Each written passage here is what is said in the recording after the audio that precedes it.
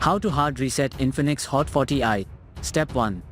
Turn off the phone using the power button. Step 2. Simultaneously hold down the power button and the volume up button. Step 3.